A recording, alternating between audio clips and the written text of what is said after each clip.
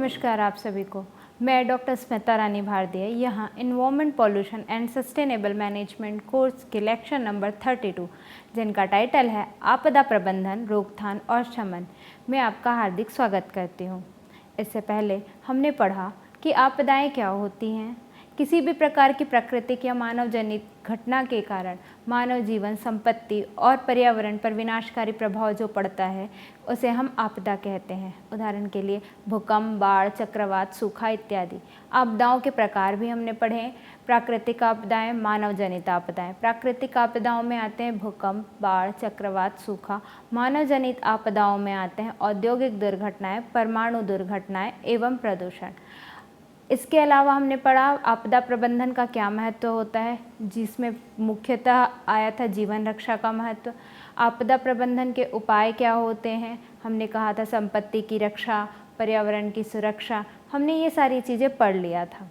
आपदा प्रबंधन के प्रमुख चरण क्या क्या होते हैं, तो जैसा हम पढ़े थे पिछली क्लास में कि पूर्व आपदा की तैयारी, जिसमें हम होता है जोखिम का अवलोकन करना, चेतावनी प्रणालियों की स्थापना करना, आपदा योजना और प्रशिक्षण, और आपदा के दौरान क्या प्रतिक्रिया होनी चाहिए, त्वरित बचाव और राहत कार्य होना चाहिए, प्रभावित लोगों को कैसे सहायता पहुंचानी चाहिए।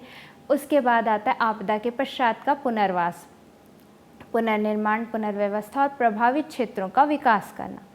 हमने पिछले क्लास में देखा था कि आपदा प्रबंधन की निरंतरता क्या होती है, आपदा प्रबंधन किन स्तरों पर अपनी सहभागिता की मांग करती है, आपदा प्रबंधन के लिए सुरक्षित समाज का निर्माण कैसे होना चाहिए, यह हम पढ़ चुके हैं।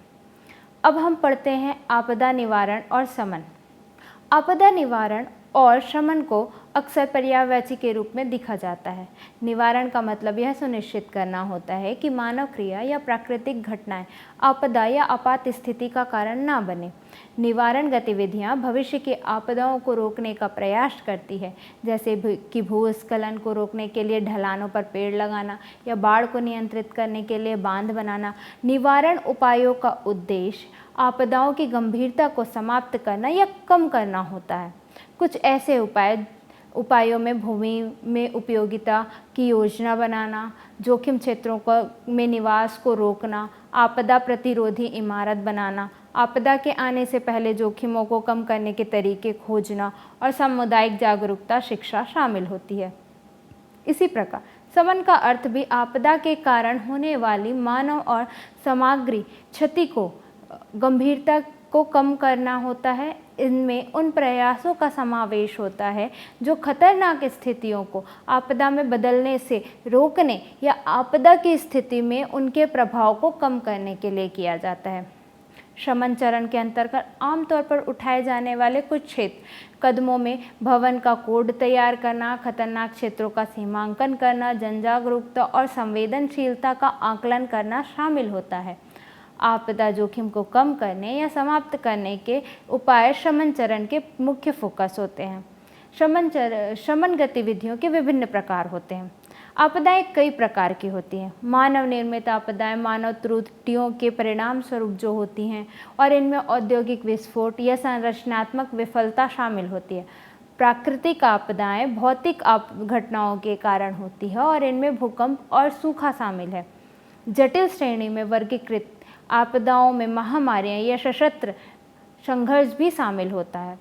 किसी भी रूप में आपदाएं समुदाय को बाधित करती है और लोगों, संपत्ति, अर्थव्यवस्था तथा पर्यावरण पर गंभीर असर डालती है। वे अक्सर समुदाय की सामना करने की क्षमता को कमज़ोर कर देती है। आपदा प्रबंधन आपदाओं के लिए प्रभावी ढंग से तैयार होने और उनका जवाब देने की प्रक्रिया है। इनमें आपदाओं के कारण होने वाले नुकसान को कम करने के लिए संसाधनों की रणनीति आयोजन शामिल है। यह आपदा निवारण, तैयारी, प्रतिक्रिया और पुनर्प्राप्ति की जिम्मेदारियों को प्रबंधित करने के लिए एक प्रणालीगत दृष्टिकोण भी शामिल करता है। आपदा प्रबंधन में जोखिमों को समझना अक्सर खराब रखरखाव वाली तटबंध प्रणाली या अन्य लापरवाही जैसे समस्याएं आपदा के परिणाम को और खराब कर सकती हैं। ऐसा ही हुआ जब 2005 में हरिकेन कैटरीना में न्यू ऑरलियंस की तटबंधों को पार किया गया। सरकार और संगठन अवरुद्ध बुनियादी ढांचों के रखरखाव और अन्य कारणों को संबोधित करके अक्सर आपदाओं को रोक सकते हैं या कम करने या उनके प्रभाव को कम कर सकते हैं। आपदा प्रबंधन के कारण कारकों की जांच और प्रबंधन शामिल है। इनके लिए यह आकलन आवश्यक है कि कोई समुदाय आपदा का कितना सामना कर सकता है। कुछ समुदाय अन्य समुदायों की तुलना में अधिक संवेदनशील होता है, जैसे गरीबी समुदाय के पास तूफान के लिए खुद को तैयार करना या बाढ़ के नुकसान से उबरने के लिए कम संसाधन होते हैं। आपदा प्रबंधन में नुकसान के जोखिमों का विश्लेषण भी शामिल है। उदाहरण के लिए समुद्र तल से नीचे बने घरों को तूफान आने पर बाढ़ का अधिक जोखिम हो सकता है। आपदा प्रबंधन का दायरा व्यापक होता है। आपदा प्रबंधन को समझने के लिए यह महत्वपूर्ण है कि हम निवारण, प्रतिक्रिया और पुनर्प्राप्ति का अध्ययन करें। क्या होता है डिजास्टर मिटिगेशन या आपदा शमन? शमन का अर्थ आपदाओं के कारण होने वाले मानव और भौतिक नुकसान की गंभीरता को कम करना भी होता है। इनमें उन प्रयासों को शामिल किया गया है जो खतरनाक स्थितियों को आपदा बनने से रोकने या आपदा के समय उनके प्रभाव को कम करने के लिए निर्देशित होते हैं। शमन चरण के तहत आमतौर पर उठाए जाने वाले कुछ कदमों में भवन का कोड तैयार करना, खतरनाक क्षेत्रों का सीमांकन, जन जागरूकता, संवेदनशीलता मूल्यांकन शामिल है। आपदा जोखिम को कम या समाप्त करने शमन चरण का मुख्य फोकस होता है। शमन गतिविधियों के भी विभिन्न प्रकार हैं। रचनात्मक, संरचनात्मक शमन संरचनात्मक खतरों को कम करने के लिए किसी संरचना में विभिन्न भौतिक परिवर्तन किए जा सकते हैं। इनमें ऐसे बुनियादी ढांचों का निर्माण शामिल होता है जो आपदा की संभावना को कम कर सकता है या कम से कम आपदा की घटना होने पर उनकी तीव्रता को कम कर सकता है। विभिन्न उपायों में जल निकासी से होने वाले कटाव को कम करना, तलछट नियंत्रण, भूकंप और हवा प्रतिरोधी घरों का निर्माण और बाढ़ से बचने के लिए खेत की बोरियों का बांधाव का निर्माण करना शामिल हो सकता है। इन वास्तविक उपायों द्वारा जीवन और संपत्ति की सुरक्षा की जा सकती है। रचनाओं को उसे अपेक्षित तनाव के लिए तैयार किया जाना चाहिए जो खतरों से उत्पन्न हो सकता है। इससे पहले कि शमन उपाय लागू किया जा सके, एक मजबूत संरचना का निर्माण जो खतरों से बचाने में सक्षम हो, यह अत्यंत आवश्यक है। दूसरा आता है गैर संरचनात्मक शमन। गैर संरचनात्मक शमन उपायों में खतरों के बारे में जागरूकता बढ़ाने के लिए गैर भौतिक गतिविधि, मुख्य रूप से नीतियाँ या प्रथाओं को अंजाम देना शामिल होता है। इन उपायों में का उद्देश्य मानसिक तैयारी, प्रशिक्षण, बीमा योजना, चर्चा आदि की ओर होता है। इन सभी उपायों द्वारा अप्रत्यक्ष रूप से आपदाओं के प्रभाव को कम करके उनके प्रभाव को अप्रभावित किया जा सकता है। Virtual university for a small states of the Commonwealth के अनुसार वैश्विक शमन उपायों में निम्नलिखित उपकरण शामिल होते हैं: खतरा प्रबंधन और संवेदनशीलता में कमी, आर्थिक विविधीकरण, राजनीतिक हस्तक्षेप, जन जागरूकता। आपदा शमन के लिए की जाने वाली तैयारियों को बदलते जोखिम, पर्यावरण की माप और मूल्यांकन करना चाहिए। एक सक्रिय उपकरण का विकास जो यह चुनने में मदद करता है कि जोखिम में कमी पर संसाधनों और प्रयासों को कहाँ केंद्रित किया जाए, शमन गतिविधियों में से एक हो सकता है। निवारण, शमन और निवारण के प्रयास आपदाओं से होने वाले संभावित नुकसान और कष्ट को कम करने का लक्ष्य रखते हैं। हालांकि आपदा प्रबंधन आपदाओं को रोक नहीं सकता, यह उन्हें उन कारकों और प्रबंधीय जोखिमों की उपेक्षा के परिणाम स्वरूप अधिक गंभीर होने से रोक सकता है। शमन विशेष रूप से उन क्रियाओं को संदर्भित करता है जो कि आपदा के प्रभाव को गंभीरता से कम कर सकती है। उन उपायों में निवेश करना जो खतरों को सीमित करता है, आपदाओं के बोझ को काफ़ी हद तक कम कर सकता है। वे रणनीतियाँ जो आपदा प्रबंधन, पेशेवर संवेदनशीलता, समुदाय की रक्षा के लिए और खतरों को सीमित करने के लिए लागू करते हैं, उनमें शामिल होते हैं। संभावित खतरों के बारे में जागरूकता बढ़ाना और उनसे निपटने के तरीकों पर जानकारी देना, जनता को विभिन्न प्रकार की आपदाओं के लिए सही ढंग से तैयार करने के बारे में शिक्षित करना, पूर्वानुमान और चेतावनी प्रणालियों की स्थापना और सुदृढ़ीकरण करना। खतरों और जोखिम प्रबंधन करने का मतलब है कि किसी समुदाय की आपदाओं के प्रति संवेदनशीलता को कम करने के लिए योजना बनाना इनमें शामिल हो सकता है। समुदाय के सदस्यों को उनकी संपत्ति और सामानों की सुरक्षा के लिए उपयुक्त बीमा लेने के लिए प्रोत्साहित करना, परिवार और व्यवसाय को प्रभावी आपदा योजनाएं बनाने के तरीकों पर शिक्षित करना, निर्माण में अग्निरोधी सामग्रियों का उपयोग को बढ़ावा देना, तटबंधों के निर्माण और रखरखाव जैसे पूंजीगत कार्यों पहलों की वकालत करना, समन परियोजनाओं पर सहायता प्रदान करने के लिए संघीय और राज्य और स्थलीय स्तरों पर विभिन्न क्षेत्रों और एजेंसियों के बीच साझेदारी बनाना, भूमि उपयोग और निर्माण कोड, बाढ़ प्रवण क्षेत्रों में स्कूल, अस्पतालों और पड़ोसियों का निर्माण करने से इनकी आपदाओं के प्रति संवेदनशीलता बढ़ जाती है। आपदा प्रबंधन इन जोखिमों पर प्रकाश डालता है और भूमि को सुरक्षित तरीके से उपयोग करने के विचार को प्रस्तुत करता है। उदाहरण के लिए, बाढ़ के मैदान में घर बनाने के बजाय सामुदायिक योजना कर क्षेत्रों को बाहरी मनोरंजन, वन्यजीव आकर्षण और पैदल यात्रा ट्रैवल्स के लिए निर्धारित कर सकते हैं। वे लोगों को बाढ़ के मौसम के दौरान इन क्षेत्रों में जाने से बचने के लिए भी प्रेरित कर सकते हैं। ये उपाय निवासियों और उनके घरों को नुकसान से कम संवेदनशील बनाते हैं। इनके अतिरिक्त समन प्रयास निम्नलिखित हो सकते हैं: पुलों को भूकंप सहन करने के तरीके की तलाशना, तूफानों के दौरान इमारतों की सुरक्षा के लिए निर्माण कोड को लागू करना, महत्वपूर्ण बुनियादी ढांचा, आपदा के दौरान महत्वपूर्ण बुनियादी ढांचों की रक्षा करना जीवन और मृत्यु के बीच अंतर कर सकता है।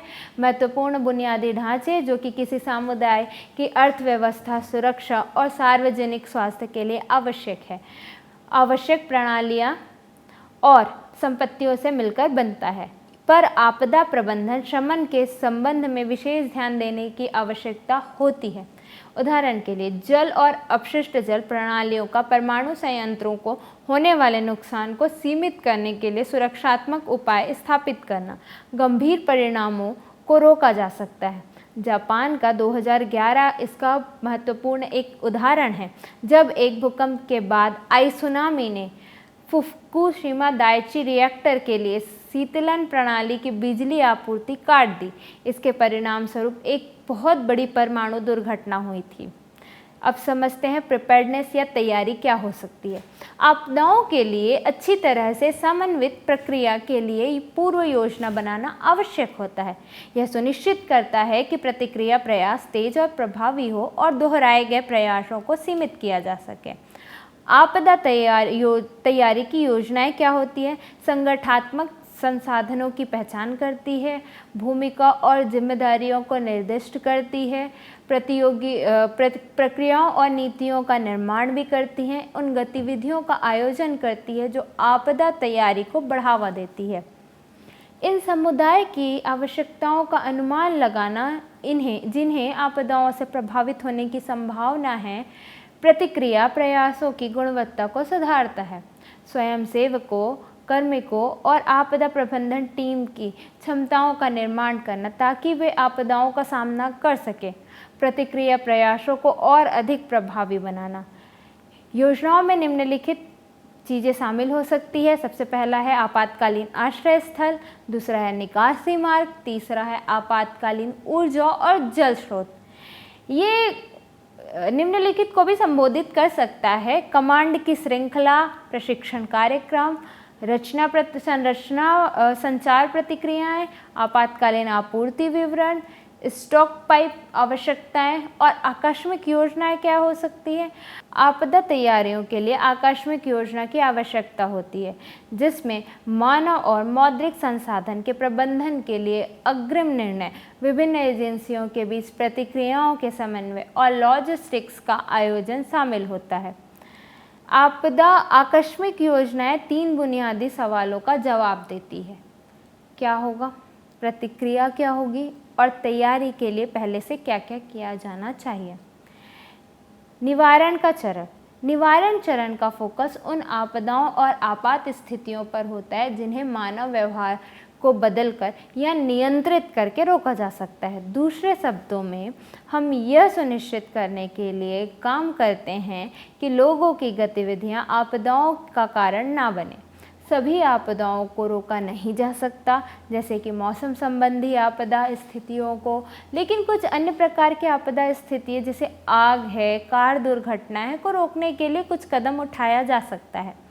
व्यक्ति, समुदाय और व्यवसायों द्वारा निम्नलिखित सुझावों के माध्यम से कुछ आपदाओं को रोकने में मदद की जा सकती है। व्यक्तिगत स्तर पर स्थानीय अधिकारियों के सुरक्षा निर्देशों का पालन करें। नियमित रूप से स्मोक डिटेक्टर और कार्बन मोनोऑक्साइड डिटेक्टर की जांच करते रहें ताकि यह सुनिश्चित हो सके कि वे सही तरीके से काम कर रहे हैं। सुनिश्चित करें कि सभी विद्युत स्थापना अद्यतित और तारें घिसी हुई या अधिक लोडेड ना हों। खतरनाक सामग्रियों को सुरक्षा निर्देशों के अनुसार बनाए रखें और संग्रहित करें। समुदाय की क्या जिम्मेदारी हो सकती? एक पड़ोसी नेबरहुड वॉच कार्यक्रम बनाएं, पड़ोसी निगरानी कार्यक्रम बनाएं। अपने क्षेत्र को प्रभावित करने वाले खतरों के बारे में जानने के लिए सामुदायिक तैयारी प्रस्तुति का अनुरोध करें। सभी समुदाय के सदस्य नियमित रूप से आपातकालीन ड्रिल और अभ्यास सत्र आयोजित करें। प्राकृतिक आपदाओं से जुड़े जोखिम को कम करने के लिए भवन कोड, भूमि उपयोग नियम और जोनिंग प्रतिबंध लागू करें। व्यवसाय में क्या गतिविधि होनी चाहिए? सुनिश्चित करें कि सभी कर्मचारी उपकरणों का उपयोग करने के लिए प्रशिक्षित हैं। नियमित रूप से सुरक्षा प्रतिक्रियाओं की समीक्षा करें। सभी कर्मचारियों के साथ नियमित रूप से आपातकालीन ड्रिल और अभ्यास सत्र आयोजित करें। प्रतिक्रिया और पुनर्प्राप्ति क्या हो सकता है? आपातकाल के दौरान और तुरंत बाद आपदा प्रबंधन का ध्यान जीवन बचाने, स्वास्थ्य की रक्षा करने और इमारत, जानवरों और सामुदायिक संपत्तियों को सुरक्षित करने के लिए सहायता और हस्तक्षेप प्रदान करने पर केंद्रित होता है। प्रारंभिक प्रतिक्रिया के बाद प्रयासों का ध्यान समुदाय को भावनात्मक, आर्थिक और शारीरिक रूप से पुनर्निर्माण करने में सहायता प्रदान करने की ओर स्थानांतरित हो जाता है। आपदा राहत। आपदा राहत प्रभावित समुदाय की तत्कालीन और अल्पकालीन ज़रूरतों को संबोधित करती है।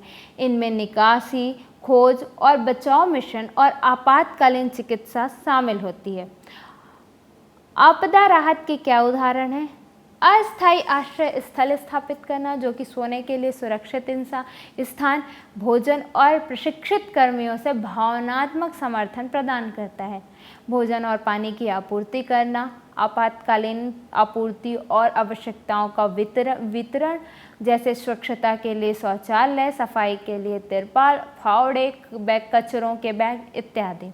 आपातकालीन स्वास्थ्य सेवाएं प्रदान करना, जैसे चोट के लिए प्राथमिक चिकित्सा और दवाइयों के प्रतिस्थापन। पुनर्निर्माण। आपातकालीन प्रबंधन समुदाय को आघात के बाद अपने जीवन का पुनर्निर्माण करने में मदद करता है। इसमें आवास, अर्थव्यवस्था, बुनियादी ढांचा प्रणाली और व्यक्ति और समुदाय स्वास्थ्य को पुनर्स्थापित करने के लिए लंबे समय तक प्रयास शामिल होते हैं। संघीय एजेंसियां और सहायक संगठन समस्याओं के समाधान और पुनर्विकास और पुनरुद्धार के दौरान समुदायों को संसाधन खोजने में सहायता प्राप्त करते हैं। पुनर्प्राप्ति सहायता में निम्नलिखित चीज़ें शामिल हो सकती है: बेरोजगारी सहायता, आवास सहायता, कानूनी सहायता, मानसिक स्वास्थ्य परामर्श, आपदा मामले का प्रबंधन। भारत में ऐसी कौन सी एजेंसियां हैं जो आपदा प्रबंधन को नियंत्रित करती हैं, मदद करती हैं? भारत में आपदा प्रबंधन नियंत्रण एजेंसियां। भारत चूँकि एक विविध और विशाल देश है जिसमें विभिन्न प्रकार की आपदाएं समय समय पर उत्पन्न होती रहती हैं। इन आपदाओं में प्राकृतिक आपदाएं और मानवीय आपदाएं शामिल हो सकती हैं। इन कुछ आपदाओं का प्रभाव गंभीर भी हो सकता है, इसलिए आपदा प्रबंधन एक अत्यंत महत्वपूर्ण कार्य बन जाता है। भारत में आपदा प्रबंधन को प्रभावी ढंग से नियंत्रित करने के लिए कुछ सरकारी और कुछ गैर सरकारी एजेंसियां कार्यरत है, जो आपदा की तैयारी, प्रतिक्रिया, पुनर्निवास और पुनर्निर्माण में मुख्य भूमिका निभाती है। हम भारत में प्रमुख आपदा प्रबंधन नियंत्रण एजेंसियों के बारे में चलिए विस्तार से चर्चा करते हैं। पहला, राष्ट्रीय आपदा प्रबंधन प्राधिकरण NDMA। भूमिका क्या है इसके और कार्य क्या है, समझते हैं। NDMA भारत सरकार का एक प्रमुख निकाय है जो आपदा प्रबंधन के लिए नीति और दिशा निर्देश तैयार करता है। इसे 2005 में गठित किया गया था, जिसका उद्देश्य आपदा की तैयारी और प्रतिक्रिया के लिए एक समन्वित और योजनाबद्ध दृष्टिकोण विकसित करना है। NDMA का मुख्य कार्य आपदा प्रबंधन के लिए नीतियों और योजनाओं का निर्माण करना है। इनके अंतर्गत आपदा के लिए तैयारी, प्रतिक्रिया और पुनर्निर्वास की योजनाएं शामिल है। इनका कार्यान्वयन सुनिश्चित करना भी शामिल है। NDMA की प्रमुख पहलें और योजनाएं क्या हैं, समझते हैं इसके बारे में।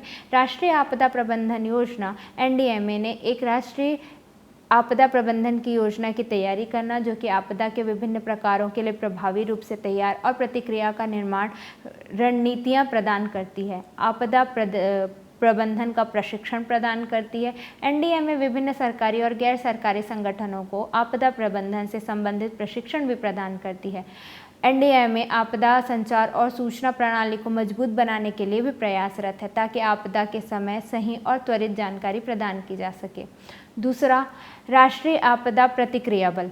इसकी क्या भूमिका है? राष्ट्रीय आपदा प्रतिक्रिया बल NDRF केंद्रीय सशस्त्र पुलिस बल का एक हिस्सा है, जिसे आपदा के समय त्वरित और प्रभावी सहायता प्रदान करने के लिए विशेष रूप से गठित किया गया था। NDRF का गठन 2006 में किया गया था और यह आपदा प्रबंधन के क्षेत्र में एक महत्वपूर्ण भूमिका निभाता है। NDRF की प्रमुख जिम्मेदारियां हैं बचाव का कार्य। आपदा के समय NDRF बचाव के कार्य को प्राथमिकता देता है, जिससे लोगों को सुरक्षित स्थानों पर ले जाया जा सकता है और जहां लोग फंसे हुए होते हैं उन्हें भी बचाने में शामिल है। राहत वितरण। NDRF आपदा प्रभावित क्षेत्रों में राहत सामग्री का वितरण करती है, जैसे कि भोजन, चिकित्सा सहायता और आश्रय। तत्कालीन प्रतिक्रिया देती है। आपदा के समय पहले से संकेत पर NDRF त्वरित प्रतिक्रिया देती है और प्रभावित क्षेत्रों की स्थिति को नियंत्रण में लाने का प्रयास करती है। तीसरी और प्रमुख एजेंसी है राज्य आपदा प्रबंधन प्राधिकरण SDMA। इसकी भूमिका और कार्य क्या है, चलिए एक दृष्टि में देखते हैं। हर राज्य में एक राज्य आपदा प्रबंधन प्राधिकरण का गठन होता है, जो राज्य स्तर पर आपदा प्रबंधन की योजनाओं और नीतियों को लागू करता है। SDMA का उद्देश्य राज्य स्तर पर आपदा प्रबंधन के कार्यों का समन्वयन और निगरानी करना है। SDMA की प्रमुख जिम्मेदारियां हैं स्थानीय योजनाओं का विकास। SDMA आपदाओं के लिए विशेष योजनाएं बनाता है और उनके क्रियान्वयन पर भी निगरानी रखता है। सामुदायिक जागरूकता फैलाना। SDMA आपदा से संबंधित जागरूकता का अभियान चलाता है और स्थानीय समुदाय को आपदा प्रबंधन के प्रति प्रशिक्षित करता है। आपदा प्रतिक्रिया की योजनाएं बनाना। SDMA राज्य के भीतर आपदा प्रतिक्रिया और राहत कार्यों के लिए भी योजना बनाता है और इन्हें लागू करता है।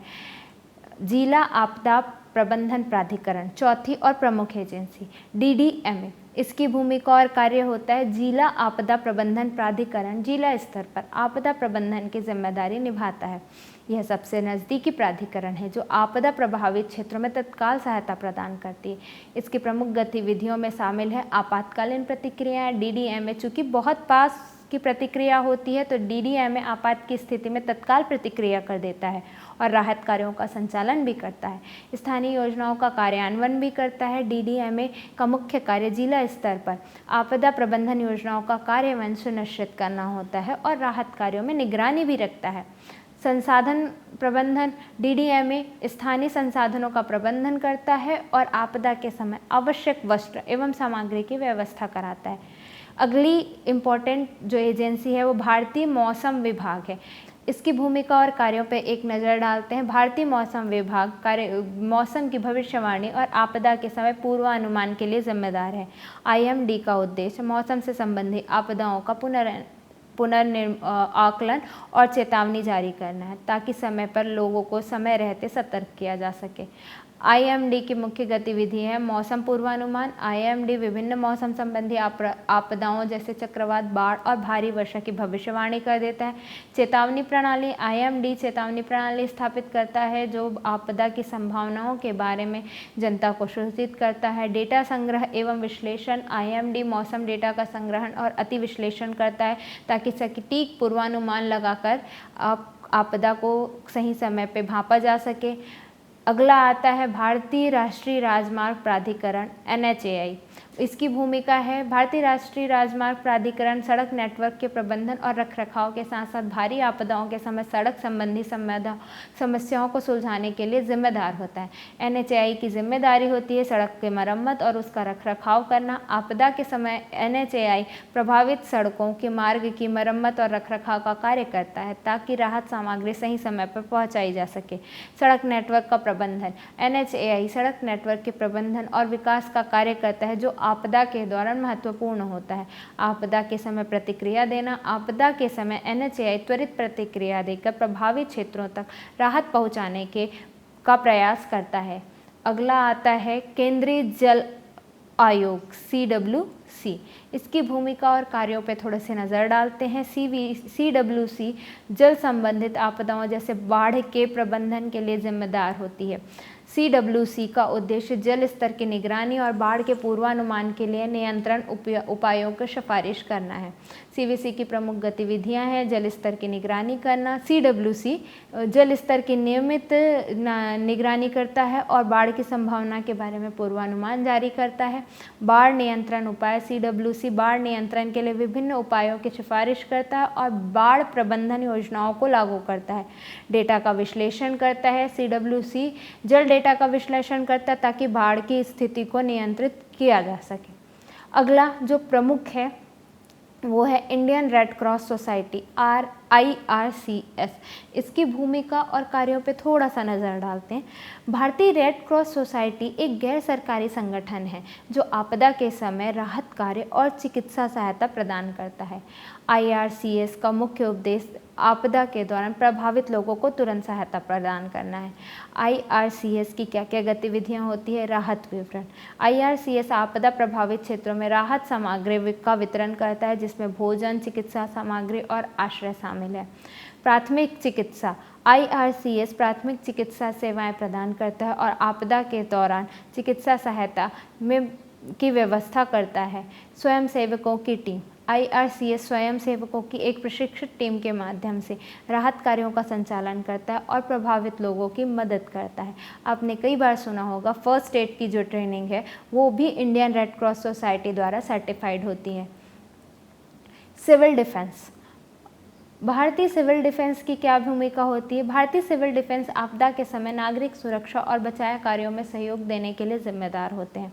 इनका उद्देश्य आपातकालीन स्थितियों में नागरिकों की सुरक्षा और सहायता प्रदान करना होता है। इनकी क्या प्रमुख गतिविधियां होती हैं। सबसे पहले आपातकालीन सेवाएं। सिविल डिफेंस आपातकालीन सेवाएं प्रदान करता है जिसमें बचाव कार्य और आपदा प्रतिक्रियाएं शामिल होती हैं। दूसरा बचाव कार्य। आपदा के दौरान सिविल डिफेंस बचाव कार्यों में सहयोग करते हैं और प्रभावित क्षेत्रों में राहत प्रदान करते हैं। तीसरा सिविल डिफेंस नागरिक सुरक्षा के उपायों को लागू करता है और आपातकालीन स्थिति में सुरक्षा सुनिश्चित करता है। अब समझते हैं अब तक आपने क्या क्या समझा। अब तक आपने समझा कि क्या होता है आपदा। आपदा प्राकृतिक भी हो सकती है, आपदा आपकी मैन मेड भी हो सकती है, मानव निर्मित भी हो सकती है। दोनों ही तरह से आपदाओं को समझने के लिए हमारे डिज़ास्टर मैनेजमेंट की फोर्स जो होती है वो ऑलवेज तैयार होती है। कुछ ऐसी एजेंसियों के बारे में देखना और उनके बारे में पढ़ना यह बहुत इम्पॉर्टेंट है। धन्यवाद।